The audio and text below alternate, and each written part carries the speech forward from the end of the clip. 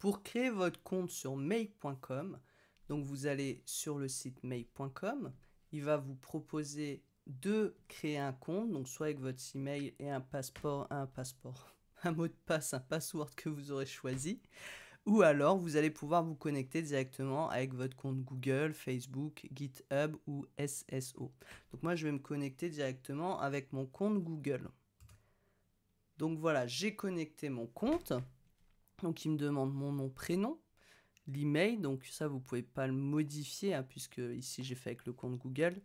L'hosting région en fait c'est quoi? C'est votre localisation géographique. Alors faites bien attention ici aux paramètres que vous allez mettre parce que vous ne pourrez plus le changer par la suite.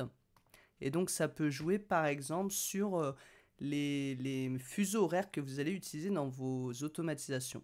Donc je fais sign up for free. Vous pouvez déjà créer un compte gratuitement sur Make. Donc il va vous demander ensuite des informations. Donc ça c'est plutôt pour leurs statistiques. Hop, hop, hop, voilà. Et donc ensuite vous allez arriver sur votre tableau de bord de Make. Donc ici vous avez des petites explications. Voilà, vous allez pouvoir par exemple, si je clique ici, voilà.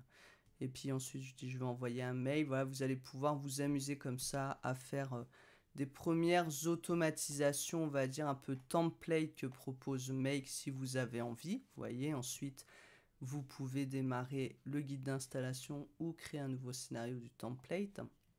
Vous avez ici donc votre organisation. Et donc votre tableau de bord ici, dashboard, où vous allez voir ce qui est important ici, c'est le nombre d'opérations.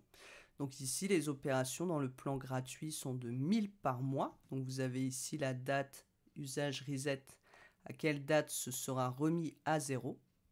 Et donc soit ça ne vous suffit pas et vous allez pouvoir upgrader, donc passer au plan supérieur. Moi, j'utilise ici le plan Core avec 10 000 opérations par mois, ce qui est déjà grandement avec tout ce que je fais. Donc, vous avez plusieurs autres types d'opérations. Mais honnêtement, pour tout le temps que ça vous fait gagner, c'est vraiment pas cher payé. Ensuite, dans les autres plans, donc vous allez avoir beaucoup d'opérations en plus, mais d'autres fonctionnalités, on va dire par exemple ici par taille de fichier si vous faites beaucoup de transferts de fichiers. Et jusqu'au plan entreprise. Donc là, c'est le plan équipe, donc vous allez pouvoir gérer des équipes et des rôles. Et le plan entreprise, bon là, c'est vraiment pour les grosses entreprises avec l'ISO, SOC 2, etc., etc. Donc à vous de voir, suivant les différents plans, ce qui vous convient le mieux. Attention aussi dans le plan gratuit, par contre, on ne peut avoir que 2 scénarios actifs. Alors qu'à partir du plan Core, donc le premier plan payant, c'est illimité. Autre chose importante, les intervalles entre les scénarios, ici c'est 15 minutes. Entre chaque lancement de scénario, ici c'est 1 minute. Et enfin, l'accès au Make API Endpoint. Donc, donc ici, c'est limité à 60 à partir du plan Core.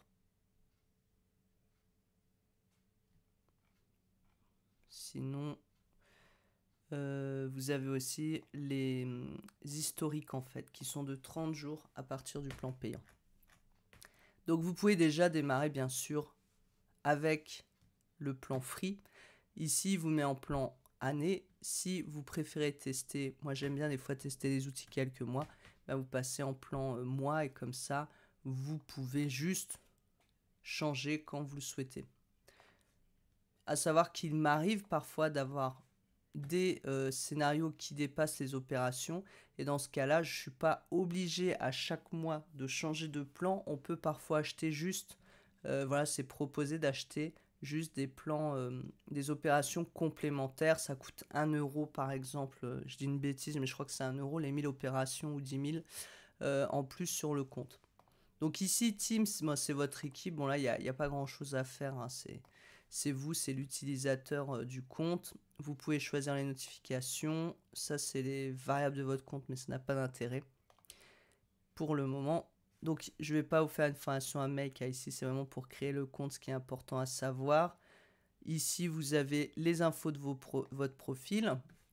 Donc, je vois bien que mon organisation Alors ça, je peux la renommer ici, organisation setting. Donc si je clique, voilà, je peux l'appeler, hop. Je vais l'appeler GR Consulting. Donc vous voyez, la région, je ne peux plus la changer. Par contre, vérifier que la time zone est la bonne.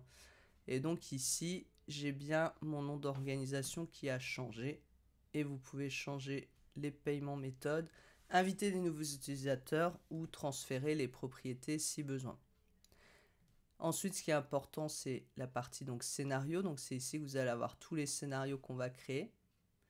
Vous avez les templates donc de Make, si vous voulez vous amuser avec les templates. Les connexions, où vous allez retrouver toutes vos connexions à vos comptes Gmail, Calendly, Airtable, etc.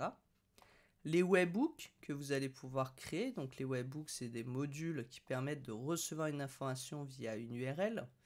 Et ensuite, ici, vous n'utiliserez pas forcément, sauf si vous êtes dans des cas avancés. Donc c'est vraiment les bases à connaître pour pouvoir ensuite installer vos différents scénarios et de toujours faire attention bien sûr à vos opérations.